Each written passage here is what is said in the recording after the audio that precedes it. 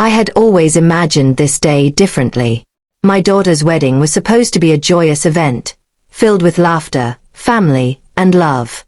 I had been helping with the preparations for months, excited for the big day. The day before the wedding, I decided to check in with her. I wanted to make sure she was feeling calm and ready. I walked into her room and asked, "Are you excited about tomorrow?" She looked at me with wide eyes, almost as if I had asked the most absurd question in the world. "Mom, Dad, you don't know," she whispered. I frowned. "Know what?" I asked, trying to understand her tone. There was a strange mixture of fear and hesitation in her expression.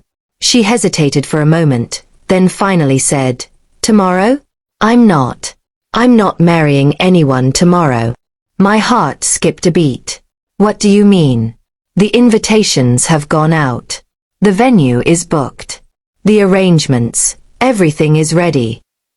Her eyes filled with tears. "I never wanted any of that. I didn't even ask for this wedding. You've been planning it for me, but I never said yes." I felt my stomach drop. "But, why didn't you tell us earlier? Why keep this a secret?" She explained that she had been scared of disappointing us. She thought that saying no would break our hearts, that we had already invested too much into the event. The truth hit me like a tidal wave. All this time, I had been planning a wedding based on what I thought she wanted, not what she actually wanted. I sat down beside her, feeling a mix of guilt and disbelief.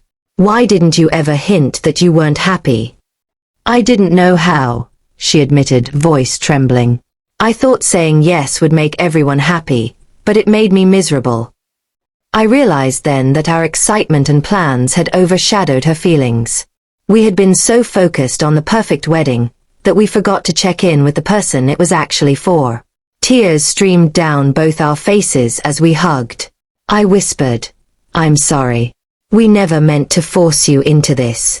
She nodded, sobbing softly. "I just want to make my own decisions.